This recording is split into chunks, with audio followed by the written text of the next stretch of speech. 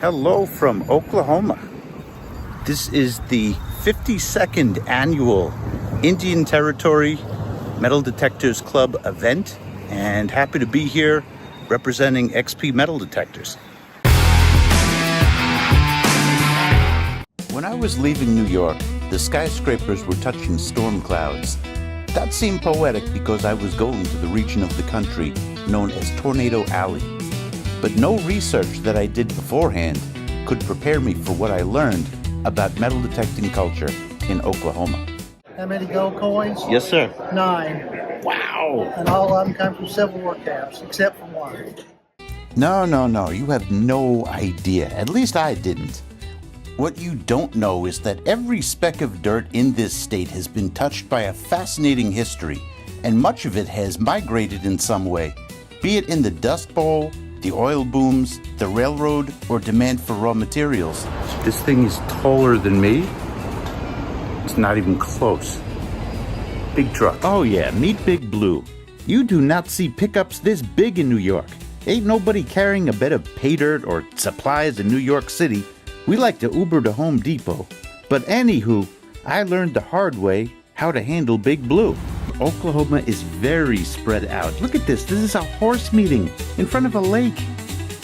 As I drove to the event, I imagined detecting there. And I had no clue what I was about to learn, which was that Oklahoma is full of ghost towns and that it was central to so many trails. And that if you want to find treasure, you need to follow the Dragoons and where they went. Or a ghost town, or the railroad tracks, and there's so many of those. But anyway, let's meet the people who make this place so special.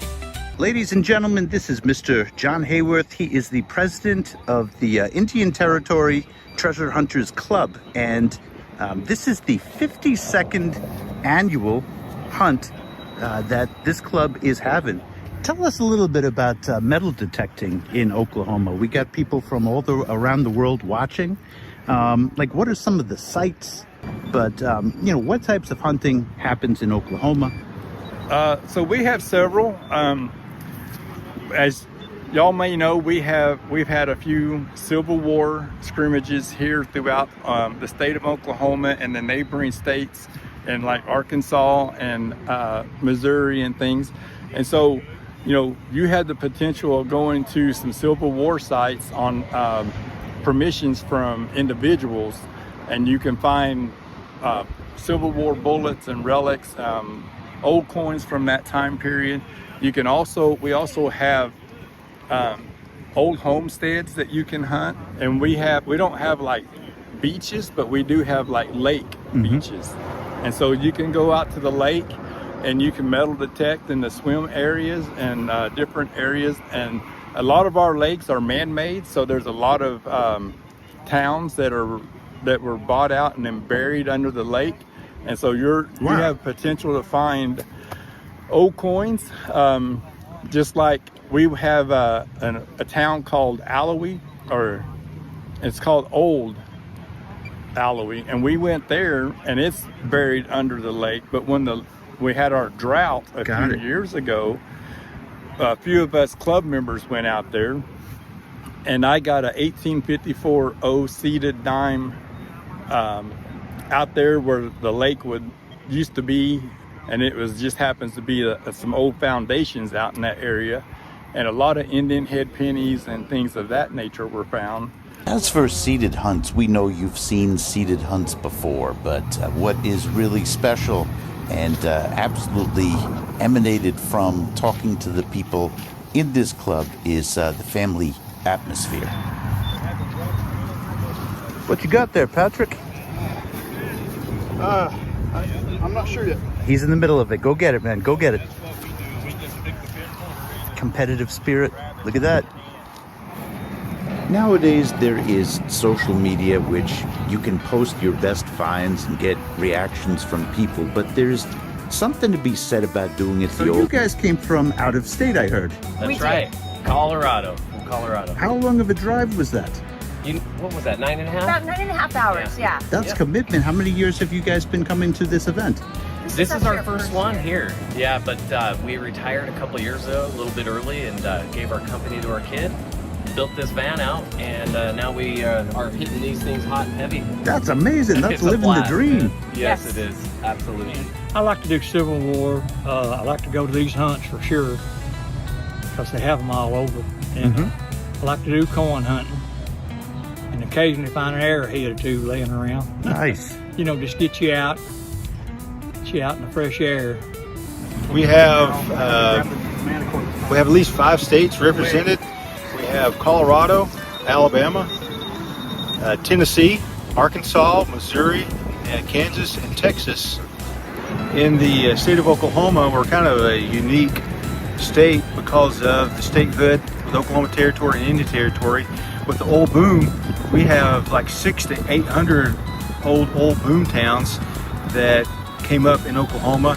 But then once the railroad or the oil played out, they all died down. So basically it's just a farm, it's just a cow pasture, or there are some old foundations out. But we have a very unique area where we can go and also a lot of our really old history is under our lakes, because when they built the lakes and the dams, I believe it's in the 40s or 50s, there's a lot of the trade routes and the fur trade routes that came out of Texas following all of our rivers are now underwater. A lot of the old towns, a lot of the salt works are also underwater.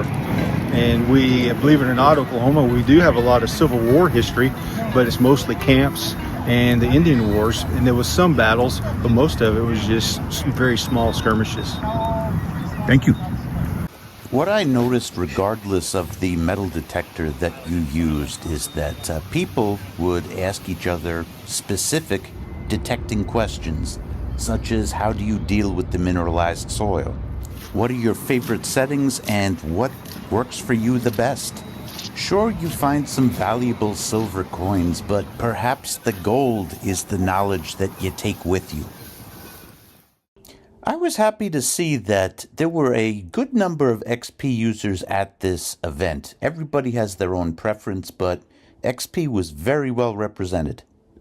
Listen, everybody, to me, this is the coolest thing. It is the dream to, with your family, go metal detecting.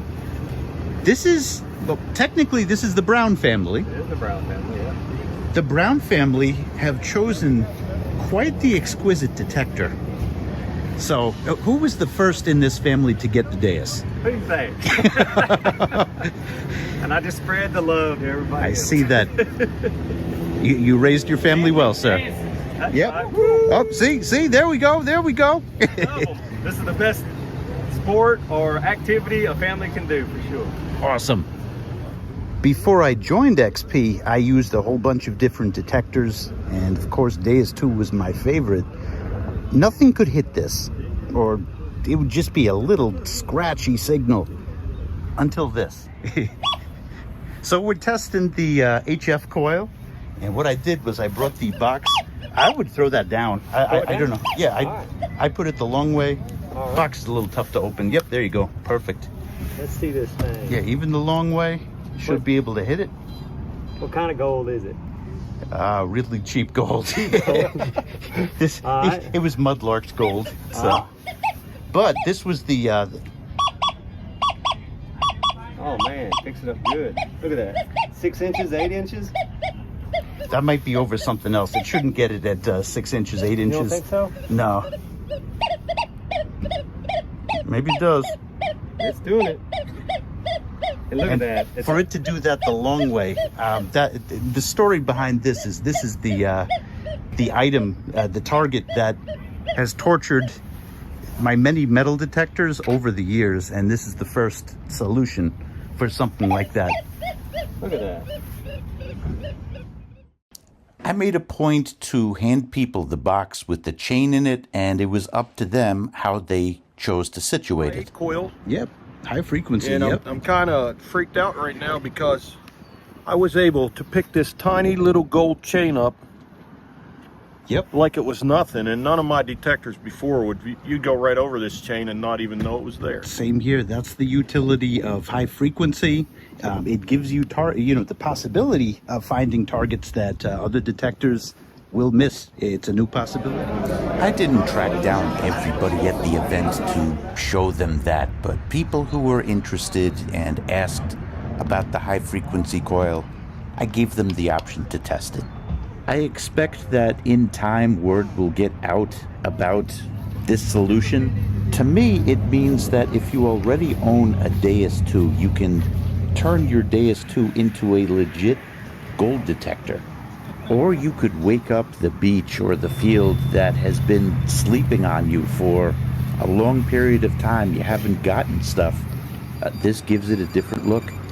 I was happy to answer questions, hang out with, make friends with a really intense metal detecting audience. The second day of the event was just legendary to me. Granted, it was somewhat across the state, maybe about 250 miles away, but there was a tornado watch on, and the sky looked like this.